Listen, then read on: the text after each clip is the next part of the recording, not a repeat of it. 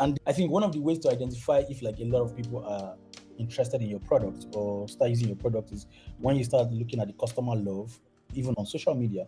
So if you just go on social media, Twitter, LinkedIn, just search for Eden Life, you can see hundreds of reviews of Eden Life. People subscribe, people talking about it, people talking about it has changed their lives. Hello and welcome to the Experience Pod. My name is Chiwueze Ihebuzor. The Experience Pod is a one-on-one interviewer-led podcast that discusses the adoption and utilization of relevant emerging technologies and trends for impact-oriented professionals, researchers, developers, and students who demand realistic and thought-provoking perspectives on the opportunities and challenges presented by these phenomena in our unique environment. The adoption of home cleaning services in Africa is on the rise. According to PR Newswire, a US-based news publication company, the global cleaning services market was estimated at $60.25 billion in 2019 and is expected to grow at a compounded annual growth rate of 6.3% to $88.9 billion by 2025, with the Middle East and Africa having an estimated share of 6.5% of the global market. Domestic work is considered a difficult sector to cover, partly because this work is performed in private households and frequently for more than one employer. The occupation is also characterized by high job turnover and frequent in-kind payments, for example, free food and accommodation. It's also characterized by irregular wages and a lack of formal work contracts. According to UNICEF, the social significance and demand for paid domestic work around the world has grown enormously, becoming an important source of employment for an estimated 70 million people in the world. It's interesting to note that up to 10% of that working population is in lower income countries, and they are engaged in this space of domestic work, while the range is slightly less in higher income countries, ranging from about 1 to 2.5% of the population. Now, to add insights to this conversation, we're joined by Prosper Otemuyiwa, co-founder and CTO of Eden Life, a human-powered, tech-enabled service that puts your household chores on autopilot. Eden Life has recently raised $1.4 million to accelerate growth, and they are set to scale. So we welcome Mr. Prosper, who is going to give us some insights. Hi, Prosper. We're happy to have you here. Hi, I'm really excited to be here. Thank you for having me.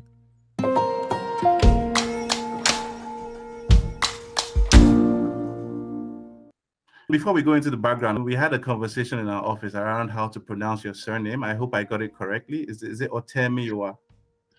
Well, yeah, that's very close. Otemuyiwa. Okay, what does that mean? Because I spoke to some of my Yoruba colleagues, and I think what they had mentioned was that it means who is coming or something. I don't know. Could you maybe clarify that for us? Well, so it means rebellion brought this. So like, came about as a result of rebellion or coup, that kind of stuff. Wow. And you're going to rebelliously transform the domestic work sector. That's fantastic. Oh, yes, of course. My name is so of course. Exactly. Very nice, very nice. Okay, so let's start with some background. For those who might not be familiar with you, Prosper, in one or two sentences, could you explain what Eden Life does and maybe expand a bit more on what led to you founding this company? What were your initial thoughts and your initial focus, initial targets? So Eden Life is simply a tech-enabled service that puts your home on autopilot.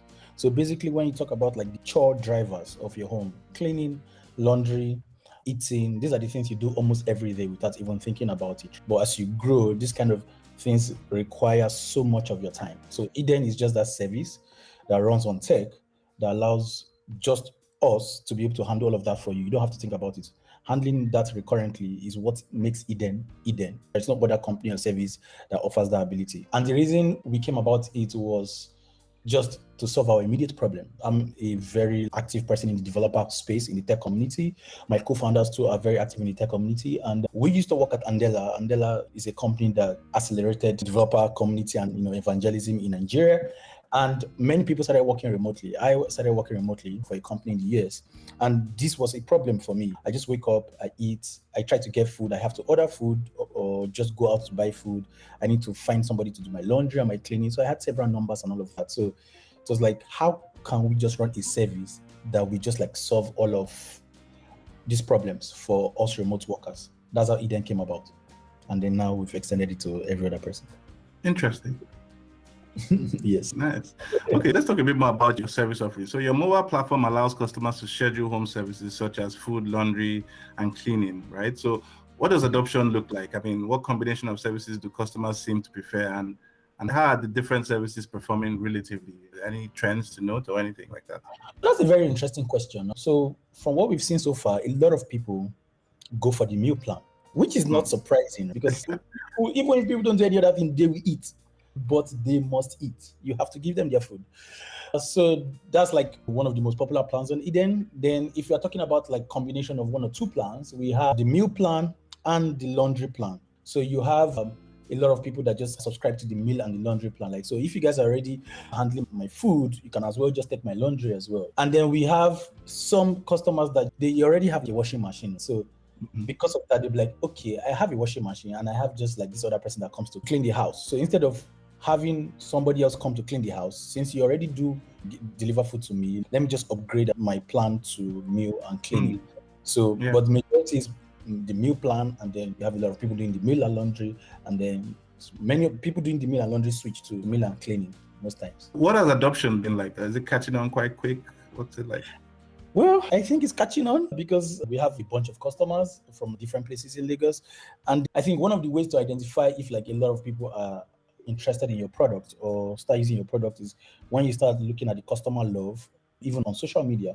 So if you just go on social media, Twitter, LinkedIn, just search for Eden Life, you can see hundreds of reviews of Eden Life. People subscribe, people talking about it, people talking about it has changed their lives. And then also internally, we have like some really good numbers. I can't share the number with you. Sure, of course. But like it's really catching on within the Lagos market. And you have people always just telling their friends about it. And some scenario we've seen is somebody subscribed to Eden and maybe they live with a friend or they're with their family.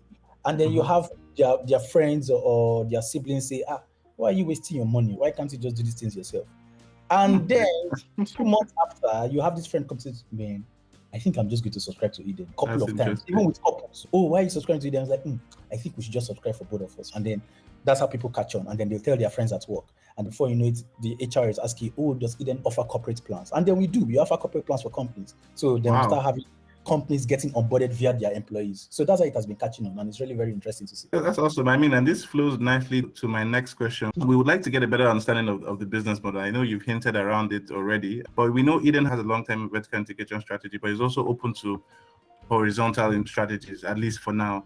So how have you managed your horizontal and vertical supply chains, and what are the costs? Are there any benefits even of playing either way, or are you leaning more towards maybe the vertical as opposed to horizontal? So we started with just horizontal, using so many service providers. But one thing we've discovered is the bar for service quality, especially in Lagos, is on the floor, literally.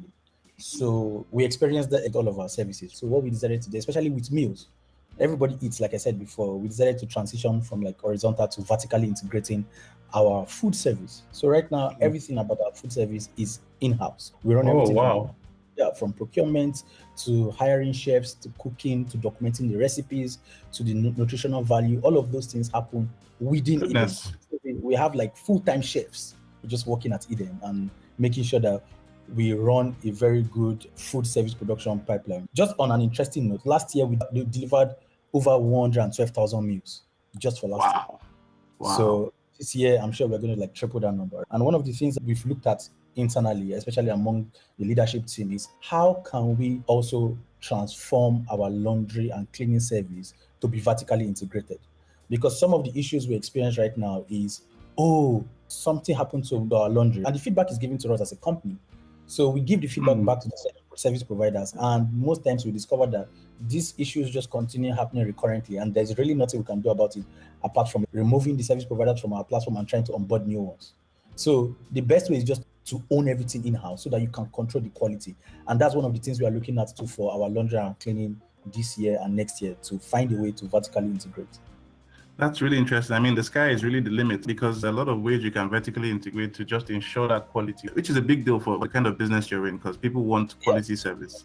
Yeah. Yes, exactly. And that quality also determines our retention. Like the strongest signal for us right now as a company is how we retain customers month on month, because it's a subscription platform. It's not an on-demand, it's subscription. So in our worst month last year, our month-on-month customer retention was 85% in our worst month. Oh, wow. That is good. Really a good thing to see customers that can subscribe on January, continue January, February, March, even for some of them that pause, maybe they traveled or churned because they felt like they wanted to explore other options, we see them coming back again in like later months. So that has really increased the quality of our customer retention. And that's like the greatest signal for us right now. Fantastic. Okay, so from your website, we can see that the prices for your services start from as low as 10,000 for cleaning, or maybe even 13,000 for laundry a month. And sometimes some of the services go up to about 150K when you combine different services. So what drives your pricing? And with the rise of household sort of labor-saving devices and affordable outside services such as DIY laundries and fast food, how are you building Eden to remain relevant? Nowadays, a lot of people have access to washing machines, people can go to laundromats, people can order fast foods. I mean, there's Jumia food. There's a lot of ways where you can actually get these services yourself. So how are you sort of positioning Eden Life to remain relevant for years to come? I really love this question because this question resonates with what is happening right now in the world. In like the world as a whole is transitioning to a very remote friendly work environment. So what does this mean? It means like you have people in Lagos working for companies in Canada, or you have people in Canada consulting for companies in Lagos. And so you have right now in Lagos or in Nigeria, we have a greater population of young people and youths. And these youths, they are upwardly mobile and they are really trying to increase their income daily. And they do this by like consulting for companies, working 2 or more jobs and all of that. So our proposition now is, would you rather spend all of your time doing these things yourself or going to other services, which means you still need to involve your time? For example, if you go take your laundry to a laundromat, you have to either go there and drop it and come back, or you have to go there, do it yourself and wait for it, do the spinner and all of that yourself and bring it back. Every second counts in all of these actions. If you want to prepare food, for example, or buy food, you can order using another service and you can keep ordering. But every day you have to wake up in the morning and decide, what am I going to eat today? With Eden, you don't have to do that. With Eden, you just have to pick your meals on Thursday or Friday. And for the next week, you don't even have to think about what is eating. The app will just notify you, hey, you have jollof rice and beef today, and it's coming. You're going to get it in less than 5 minutes. You don't have to think about it. So shaving off all of those like time limits, decision making, when you look at it every single day that you have to think about. I like to use this example. You see tech bros outside wearing almost the same type of t-shirt and the same type of jean. Now, it's not because they cannot afford it, right? It's just most times the decision to wake up and look at your wardrobe and say, hey, what am I going to wear today? Should I wear blue? Should I wear red? Should I wear black? You would just rather have one type of clothes that you wear. For me, I like wearing natives. So I just have a bunch of natives so that when I wake up, I just select one and just go about it. So when you look at that for food, we have eliminated that so you don't even have to think about it. For cleaning and laundry, because you already have this convenience and quality for meal, when you subscribe to laundry and cleaning, it's the same thing. We have a gardener that is assigned to you. The gardener is like your customer success manager. So the gardener just chats you, calls you if you want, and like just helps you manage all of these things without you even thinking about it in combination with the app. And then the current offering that we have right now heavily focuses on quality and convenience. Because if you can shave off all of the time that is inconvenient for you and take all that time and put it into your work, I'm sure it can move the need for your salary, for fancy work that you can be doing, or even like you can be building, because you don't even have to think about all of these things. Eden takes care of it for you. That's one of our biggest value drivers: convenience and quality. Like I said earlier, the bar is on the floor, and we are trying to maintain like at least a 4-star, 5-star experience. If you can build that, then of course the sky is really the limit for what we can. Fantastic.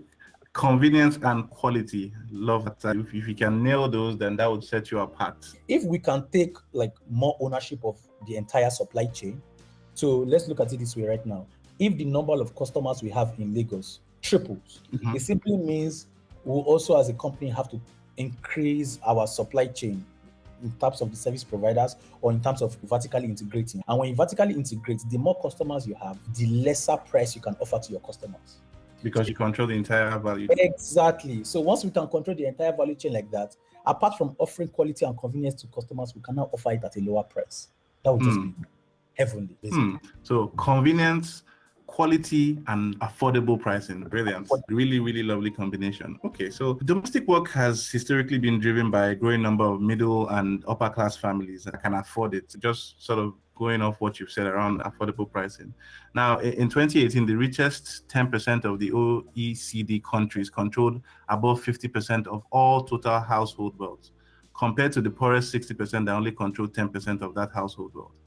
What's the impact of this growing economic asymmetry on domestic work? Is there an impact? I mean, with the whole disparity between rich and poor, that gap getting wider, do you think there's going to be an impact on domestic work? So, I mean, when you say disparity, like when I look at it right now, when you look at the rich and the poor, the rich, maybe right now, their current offering is that they have like a living maid, they have all of those things that helps them live their lives. But when you look at what Eden can do on the long run, unless I'm not getting your question correctly, if I get your question correctly, first of all, you have hundreds and tons of jobs that will be created if we can take over the entire market. Number two, we also plan on having what you call guilds, like guilds and communities. So we are going to have like cleaning communities. We are going to have laundry communities. If you remember like the Uber model, where when Uber came in, all the drivers that were not making as much income were able to even borrow cars or beg somebody for their cars and make money. When we have all of these communities, now that these people are in our network, there are several other levers that we can pull to ensure that these people can earn more money. Food, laundry, and cleaning is not the only thing we want to do. We want to do other services, like auto maintenance, for example. It simply means now you have access to more mechanics in your network. So mechanics that were earning enough can now start earning an increased amount of money because we already have a pipeline of customers waiting for them to service. So they don't even have to think about like, oh, I need this customer. Oh, let me call Mr. Lagbaja to check if his car is okay. Because we already have a pipeline, they already have access to all of those things and they can make more money just being on our platform. So also, when you look at the workers too, for example, a cleaner in our community, because again, we want to improve the quality of lives, which is our mission, 10x the quality of lives in Africa. A cleaner that will be in our community, imagine a cleaner having access to healthcare and pension just because he works at it. Imagine an AC repairer that is now able to pay tax because they are now getting better because they are in their community. There are so many ways we can pull this, either from just maintaining the community and they work as contract employees, or they are full-time staff with like access to all of this. Now, when they have access to all of this, they can live better lives. And when they can live better lives, they can pay taxes to the economy or the country where we are in. And it's like a chain reaction that will also just like to the taxes that we contribute to the economy where we are active in, like the different cities where we are active in. And I think from our own angle, reduce the disparity we have between people that are just like really poor and people that are very rich. No, so I think you've answered this question brilliantly, and thank you for that. So essentially, Eden Life is actually playing a part, or is playing a significant part in bridging that gap, because you're actually offering people a way to earn a living. And like you said, you already have access to all of these households, and it begins to look like a marketplace where you have the contacts and you just need the artisans to plug in, and they come under Eden Life. They have access to a wide range of people that they can offer services to. They make money, they're happy, Eden Life is happy, the customer is happy, and everything is just hunky-dory. I think that's a very nice response. Thank you for that. Okay, so according to UNICEF, domestic work is highly, allow me to say, is highly feminized. It's a feminized job, with women making up to 70.2% of workers. It's not me that said it, this is UNICEF, so please don't come for me. So first of all, are you seeing a similar gender split in your business? And secondly, women face some additional risk in the form of harassment, violence when they go for this sort of domestic work. What processes does Eden Life have for dealing with this sort of issues? Oh, thank you very much for that. First, we know our customers, right? KYC. Okay. So we know our customers very well. The same way Fintech does KYC too, we have data on our customers. So you cannot, as a customer, decide to assault a cleaner. We know we have your data. It's part of our terms and conditions. You can't even like offer tips right now to people that work at Eden, because we want to maintain a really good, strict culture of quality service and also make sure people are safe. So when we started Eden too, when we started having female cleaners go to like customers' houses, what we do, we also make sure a supervisor goes with you. So if you're a female cleaner going to like a male customer's house, there's a supervisor too that comes along. So you are not the only one, or vice versa, like a male cleaner going to a female customer's house. So most times when we look at the customer, so this is a single customer, this person is not married, is female. Most times we'll not take like a male cleaner to your house. It's going to mostly be a female cleaner. So we look at those demographics just to ensure that we prevent any form of mishap. Thankfully, right now, we've not had any form of mishap, because internally we have like a central operating system where we see all the orders, the schedule, the people that are having their orders, and then we have people that also man those systems. So when you assign cleaners to people's home, we assign it strategically. We do not take our customers' trust in us for granted. So access to your homes, access to your food, access to your clothes, we take it very, very seriously. So when we assign cleaners or we tell people to come and pick things from your home, we are very conscious of the fact that security is number one, privacy is number one, and then of course our offerings, service quality, and all of those things. So we look at those things very well while assigning people to people's home. Fantastic. So just to ask, do you leverage maybe technology to do that assigning? How does it happen? Is it done on the app, or does somebody have to do it manually? Just trying to get a sense of how it works. So by default, it's automatic. So when you sign up on the app, internally we have a system, we call it Lighthouse. Lighthouse is, I like to call it the central operating system that manages all the orders and schedules. So when you sign up, when customers sign up, it is Lighthouse, the software, the technology that automatically maps gardeners to customers, maps cleaners to their customers' homes, and all of those things. So all of those things are done automatically. But when it is now time for these cleaners to go, we have the gardeners that call them and say, hey, it's your time to go to this person's house and all of that. I mean, we automate those things too, but we know because we have to do certain reassignments. So for example, if the cleaner is not available or something is wrong with a particular service provider, we have to reassign those things on our internal platform. So the gardeners just go ahead on the internal platform and reassign all of those things. One of the examples I gave to before about somebody going to someone's house, we once had an issue.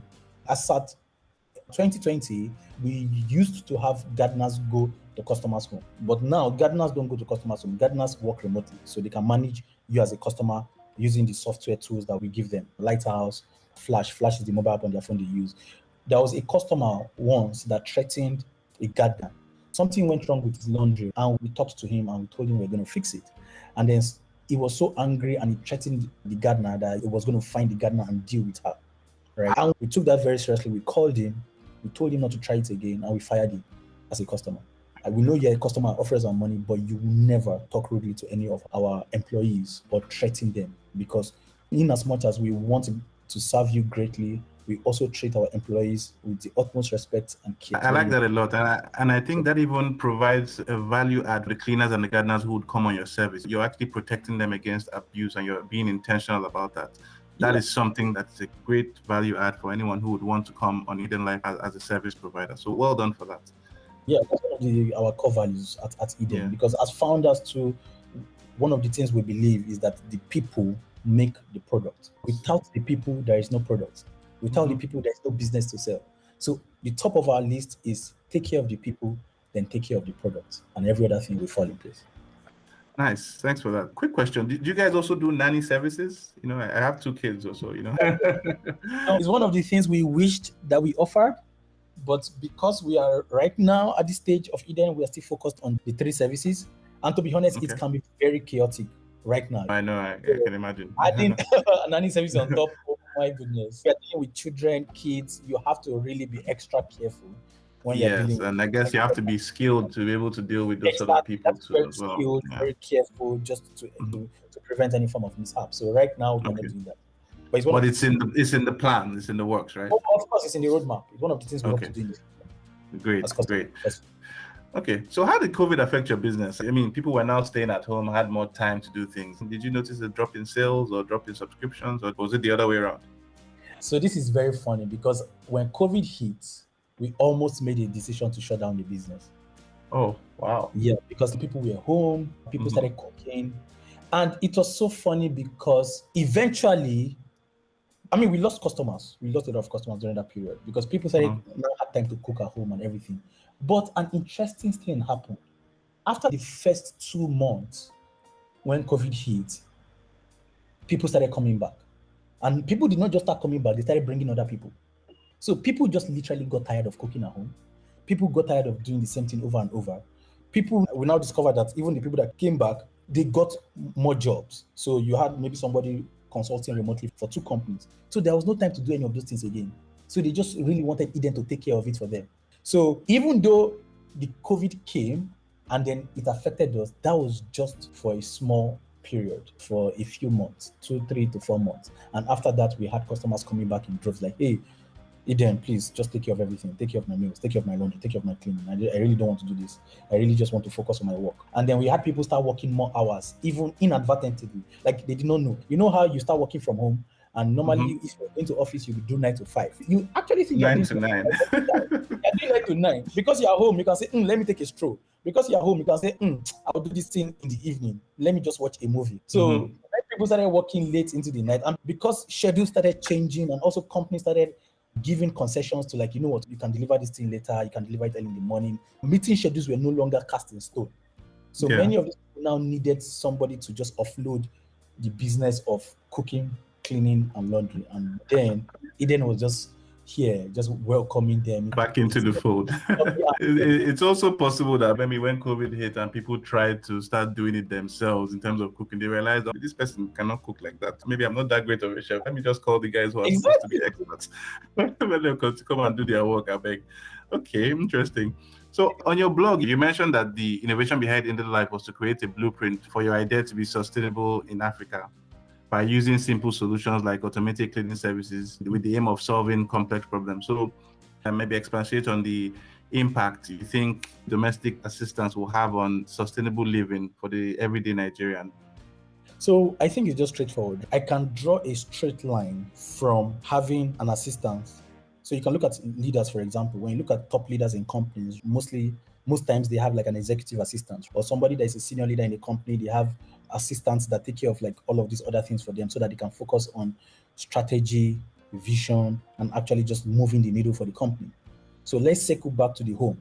For instance, you have a single person that earns a certain amount of money, maybe say 200K to 300, to upscale that monthly salary. Is looking to do 5 jobs, is looking to do all of these things to double his income because things are getting expensive, or he just wants to like live better. For you to be able to do all of those things, you need somebody to be able to assist you in taking care of the things that really do not move the needle for your income. Maybe as long as cooking is not your business, like you don't have like a cooking business or any of those things. For example, you're an accountant or you're a software engineer. You need an assistant. You need domestic assistants to help you with all of these things. If you're a couple, your wife just gave birth and all of that, it's hard to do that alone. You need a nanny. You need somebody that can come clean the house. You need somebody that can take care of all the clothes, so that your wife that is probably either working at that time or not can focus on a job or a career. Same thing with you too as well, right? Sure. So if you draw a straight line from having Eden take care of all of these things or serve as your domestic assistant to you leveling up in your career or doubling your income, you will see that it is a very straight line. No curves, no commas. You can actually move from one point to the other. Like you're doing all of these things on your own. You don't have a domestic assistant. You get to the middle, you add a domestic assistant to your plan. And in this form, we call it Eden. Eden is the assistant to whatever you do at home. And then by the time you walk a few more steps on that straight line, you discover that your life has consistently improved. And then your income has doubled because now you have more time on your hands to be able to do the things that actually matter, by applying for more jobs, by having time to even like do greater work in your company, because you don't have to think about it.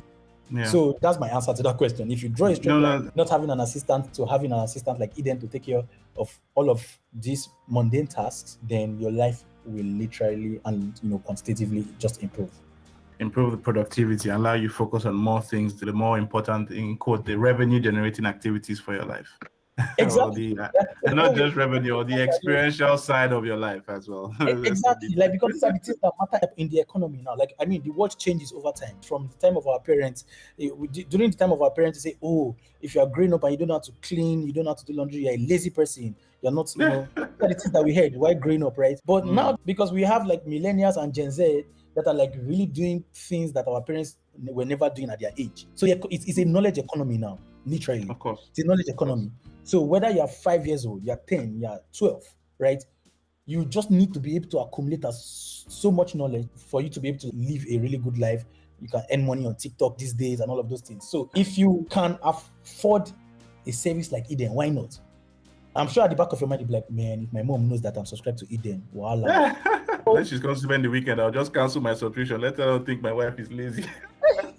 But it's funny because even when they come to spend the weekend, they might complain initially, but they will come around later. They're like, wow. So instead of me taking care of these things, I can literally just sit down and watch Netflix. Or let's say for the very religious ones, I can actually just go to church and go for evangelism or go to pray and do all of those things. I don't have to like split my time between washing my clothes in the morning and trying to now later join them for evangelism in the evening. I can actually be in church from morning. and I can come back. I have ready-made food for me. I have clothes done for me, and all of that.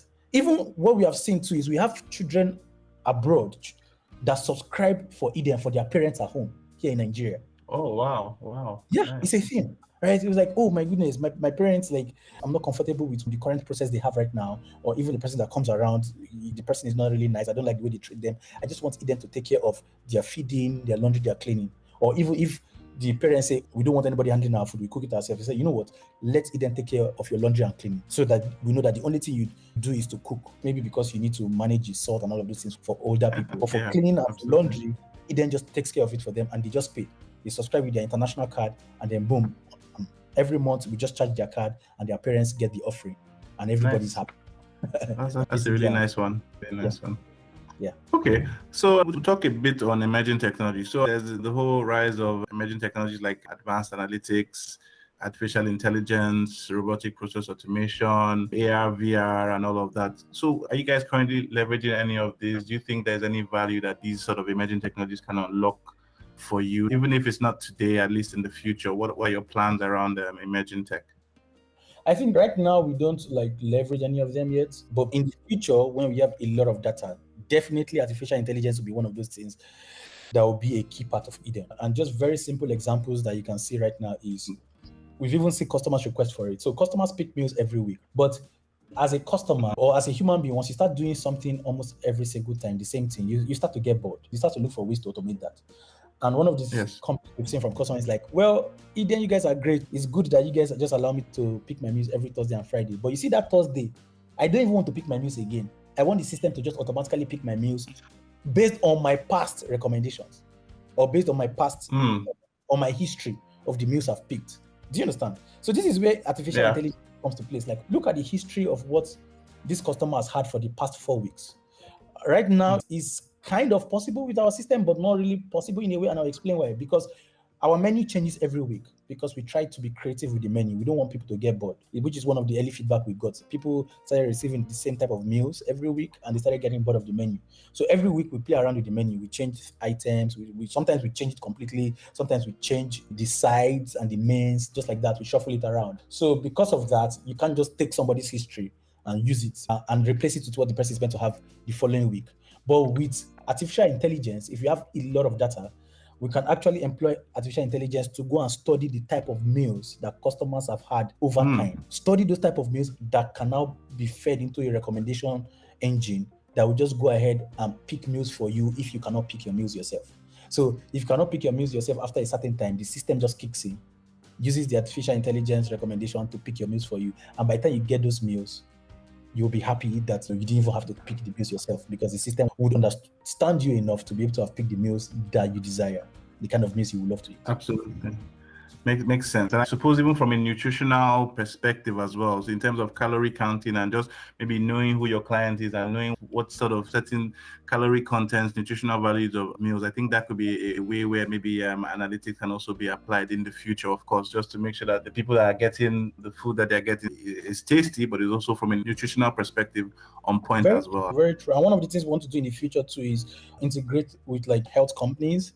So when you have companies like, say, pharmacy is a startup that offers drugs to you, healing drugs on a recurrent basis. You have a plan. So our plan in the future too is to be able to integrate with companies like that. So with that recommendation system, with AI plugged into our system, it will be, if you are losing weight, for example, you say for your plan for the next 6 months or 3 months to lose weight, the system can just take in your allergies, take in your health status at that point in time, like, oh, this person is trying to lose weight, and then use the algorithm to determine the type of meal to recommend for you based on low calories, based on more fiber, based on the type of drinks you would like to have. Because we offer fruit juice and all of that, you can choose that. Because you want to lose weight, you drink more of veggies, all of those different things, smoothies, that kind of stuff, and then you can see how it can really just help the system in the future. Well done. Yeah, thanks. Great responses. So we're going to go into maybe a bit, just some personal questions before we round up. We're almost done. But before I get into these personal questions, I want to ask, you guys recently raised 1.4. What was that in terms of the use of funds? Are you guys trying to sort of channel where that money is going into? Is it mostly on recruitment, upskilling? What would you say has been the significant use of that fund that was recently raised? That's the first question. The next question is, Eden. Why the name Eden? Is that Garden of Eden? I just wanted to get an understanding of that. Okay, so for the first question, it's mostly on recruiting and then vertical integration. Okay, I can when you imagine, vertically integrate your services, you have to spend like significantly more money on Sure. all the things you need to buy and put in place and all of that. So that's why we raised that money. And then for number two, that's a very interesting question. Why the name Eden? When we came together and wanted to name it, we came up with all other names, but they did not just fit into the purview of what we wanted. Like, we want to better people's lives. We want to 10x the quality of life. So let's go back to the beginning of the world. In the beginning, we had the Garden of Eden, and people did not have to lift anything. I mean, it was after they left the Garden of Eden that the curses followed them. In the Garden of Eden, there was no washing of clothes, there was no cleaning, there was no cooking of meals. Everything was delivered to you on a platter. That's how we chose the name. But you know what? We want to build a business that symbolizes, 10xing the quality of life. And what other name than to give it Eden, which comes from the Garden of Eden. In fact, the name of the app that people download on the App Store is called Garden. So when you come, it just says, welcome to the Garden of Eden. I think that's just nice one. I can see that this is a very well thought out business. Well done for that. Okay, so we're going to ask some personal questions now. So let's talk about predictions. What was the last prediction you got wrong? It could be about anything. Very interesting. The last prediction I got wrong. I mean, if we're talking about most recently, I can talk about the African Cup of Nations. We thought Egypt would beat us because we had like Salah. And then when you look at the history of Egypt right now, still holds the highest number of African Cup of Nations Cup. Yeah. We've won it 7 times. So I just expected that Egypt was going to beat Nigeria, but I got that wrong. Very wrong. Because I watched that match and I was like, what the hell? Is Salah even in this game? What's going on? You're sounding like an Egyptian. Or what's going on? Where you shall see them no more. That's exactly what Nigeria did. Because that match, we pressed them a lot. We missed a lot of chances to score, but you could really see that Nigeria had the upper hand. First half, second half. It was a great display, great attacking display. That was the first time we've seen Nigerian formation setups to be so attack-minded. Nice to watch. Okay. So what's one view you seem to find that very few people agree with? Very, very interesting. The view I try to find that very few people agree with. That's a very interesting question. Okay. I don't believe in actively seeking out mentors. Yeah. Okay. That's something that people will just like say, what? Prosper, what are you talking about? Yeah. So you don't have a mentor? I have mentors from afar, but I don't see them. I don't actively like go to meet them and say, I want you to mentor me. But they are my mentor. They just don't know that they are my mentor. Okay.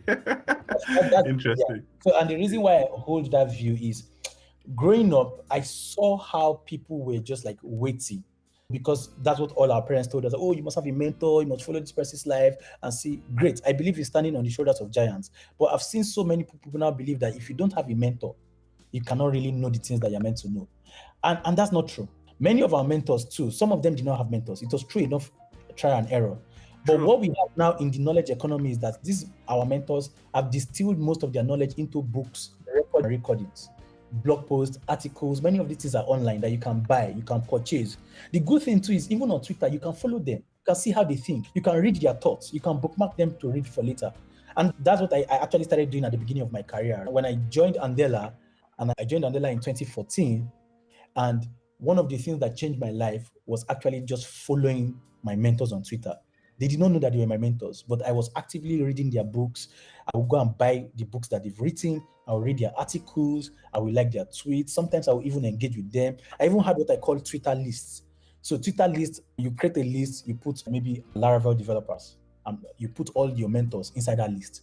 So that by the time you just go to that column, you will be seeing all their materials and all their tweets and everything they talk about. And my knowledge, it literally just 10x'd just by following them. A few of them I emailed them, but I know that they are very busy. So being respectful of their time, no answer, I did not take it personal because I just understand that they are busy. But soaking myself from afar in all of their thoughts, in all of their books, in all of their materials, made the mentorship easier. So you did not have somebody that was now coming to meet me every time, like, have you done this? No. I was the one putting the target for myself and like looking at them, oh, this is what this person has done. Like, okay, maybe I can do the same. So for the things that are really not clear, I can reply them on Twitter just to ask questions or send them an email, like send them a cold email. for the folks that responded to me. But for the ones that did not even respond, I do not even hold it against them, because now that I'm even in the position to mentor people, Yes, you understand how it is. I understand that the time is very limited. So having to actively seek out.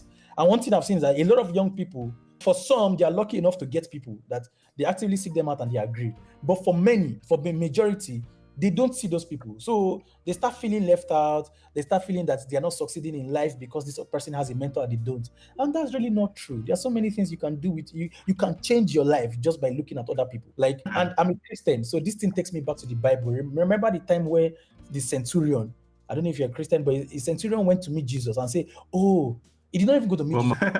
No, I am a Christian. For this person to be healed." And they're like, "Oh, okay, maybe I'll bring him to him so that I can heal him." And he said, "No, I don't even need to bring it to him. Just say the word, and I believe that he's going to be healed." And Jesus said the word. And from afar, this person was healed. That's mentorship from afar, man. You don't even have to lay your hands on the person. You can just study the person, follow the person, and soak yourself, and you'll be good. So that's one of the views I hold. Nicely put, Prosper. Very nice one. Okay, so we have a question from a previous guest who was on the pod. We normally ask people, and we're going to ask you as well to also ask a question to the person coming on the next episode. His question was, he wants to know what your thoughts are on the evolution of the Nigerian tech ecosystem. What are your thoughts? Think is a bubble? Is it going to crash? Is it just fintech, everybody just raising money? What's your view on the evolution of the Nigerian tech ecosystem? I think this is the beginning of greater things to come. I like to tell people that you have not seen anything. We are just literally scratching the surface of what is possible. So when you look at companies like Andela, TeamApt, InterSwitch, like all these companies that have existed several years ago, you discover that they played a role in the companies that we have, and the startups right now. So we also have Follow Africa, Google Developer Groups, Open Source Africa, and so many other communities that we have that has also played a role. Now, it is almost like seed and harvest time. There were times where all these things were non-existent. We didn't really have like developers like working remotely and earning dollars. We didn't have a lot of startups that could raise money as easily. It was a pain to be a founder, because you could not raise money. Many startups went down and all of that. But I want to believe that all those periods is what you call the gestation period. You could not see the growth, but things were moving. All the actions that we took, all the communities, all the evangelism, all the startups, everything, all those things worked together for good for what we are having right now. So what we are having right now, when people say, "Oh, everybody's raising money, everybody's doing fintech, it's going to be a bubble," I laugh, because I'm like, when you now actually see a 10x of what you have now, what are you going to call it? A 10x bubble? It is not a bubble. Because we compare ourselves to markets like India. Like, you look at their population. Nigeria has tons of people. Africa too has that. And we are just getting to the stage where these people were 4 years ago, 3 years ago. And you're telling me it's a bubble? Just say you are afraid of doing great things and I will understand. We'll remove you and bring in the people that are ready to do the work. This is just the beginning of great things to come. This year, you're going to have more companies raise a lot of money. You're going to have more community-aligned events. You're going to have younger people join tech. You're going to have older people that thought they never had an option get into tech as well. In fact, right now, we have young people that instead of them having to spend 4 years in the walls of the university, from secondary school, they just get into tech. We have a lot of them now that they are already working as engineers, as designers, as marketers. So what they now do on the side is to enroll into like a Harvard or enroll into Nextford. Nextford is a startup that offers university like curriculums and studies. They do that on the side and they work on the side. And at the end of the day, you discover that it's a very much balanced knowledge than just spending your 4 years in university. I mean, let's look at the current state of education in this country. You don't even like it. I don't. So imagine just subjecting children to do that 4 years, and at the end of the day, they come out with nothing. Meanwhile, there's a balance of them still leveraging the tech community while still having a university education on the side. That's like killing two birds with one stone. So again, the future of the tech of Africa is coming. In the next 3 to 5 years, it will almost look as if the windows of heaven was opened. Because all the things that we are building right now, even in 5 years, will be way, way greater than the way it is right now. So what you're going to have is you're going to have engineers, developers, employees. Those ones too will grow up, probably leave the company, go and start their own companies. They become founders like that. So the bigger ones will mentor younger ones. The younger ones too will grow up, and then it just become a pipeline. So you're just going to be generating a pipeline of tech-enabled people, a pipeline of startups, a pipeline of companies, a pipeline of collaboration. Now we are hearing stories of companies here in Nigeria buying companies in the UAE. This is something that would have never happened 5 years ago. And this is just the beginning, because in the next 5 years, you're going to have companies in Nigeria buy companies in the US. Basically, you're going to have companies. I mean, you have Paystack and Flutterwave that already have employees scattered across the US, London, and all of that work for Flutterwave and Paystack. You're going to have more of that in Nigerian companies scattered across the world. Because now you can create a company from anywhere. You can be in Nigeria, but your HQ, I mean, you created a company in the US. It's easier now. So you're going to have a lot of startups leverage that, so that at the end of the day, they can hire anywhere. So you have tons of people working remotely. You have people building companies like Backdrop. So you're building it locally here, but you're building it for the world. And that's what Estonia did back in the day. In fact, that's what they're still doing. Estonia built Skype. They built so many startups just from their small country. And it significantly changed the way of life of Estonians and even just revenue for the government. When you look at other sectors and you compare them to the tech sector, it almost feels like the tech sector is just like the one helping Nigeria right now. Because when you look at a lot of other sectors, we are not hearing as much great news as you want to. Things are just dilapidating, things are really bad. But with the tech sector, it's like, tech sector is on air. It's just taking off. It's taking off. It's like there's bad environment, but these people are still taking off. So this is just the beginning. This will happen this year, next year, and in the next 5 years. And we are going to see it. The future is very bright. I think as you were just talking, something just came to my mind. Maybe will Eden Life think about doing lesson teachers in the future? You were talking about the education and the education system. That could be something. I guess there is also value. I mean, right now we have companies like ULesson. That's what ULesson does. Like once you just subscribe on ULesson, all your children have access to WAEC curriculum, NECO curriculum, and all of those things. So the way that kind of integration will be with Eden is that Eden already, the primary unit that Eden takes care of is the home. So you can literally just say that everything that can be done in the home, Eden is literally going to provide it, right? We have started with the first 3 services, but every other thing that has to do with your home, you want your passport renewed, Eden will be able to handle it later. You want your car service, Eden will be able to handle it. You've given birth to children now, you want your children to have some specialized type of homeschooling. Why won't Eden be able to do it? You've opened my eyes to how broad the potential of Eden. I think it's potential is really limitless for the kind of yes, it is. Okay, so what's one? I mean, we often say disruption is interrelated. So, what's one view or what's a question you would like to ask our next guest? We don't know who our next guest is. What would you like to hear from them? I think my question would be, how many years would it take from now for Nigeria to be among the top 10 economies in the world? Like, if you were to look at the current system now and start to change the system, so change the system from like politicians to building an accountability system instead of just having individuals, please do this for me. Oh, I know this person. You build an institution that is stronger than even the biggest individuals. If you start to change that system gradually, because I like to tell people Nigeria's problems are not the obvious problems, they are wicked problems. It's not because we don't have technology. It's not because we don't have people that cannot do it. They are just wicked problems. Wickedness abounds. That's why Nigeria is the way it is. If you want to change that system gradually, replace the old system of just doing things turn by turn or favoritism and start to tackle Nigeria's problems, how long will it take from now for Nigeria to become a top 10 economy in the world? That's a great question. That will be my question for the next guest.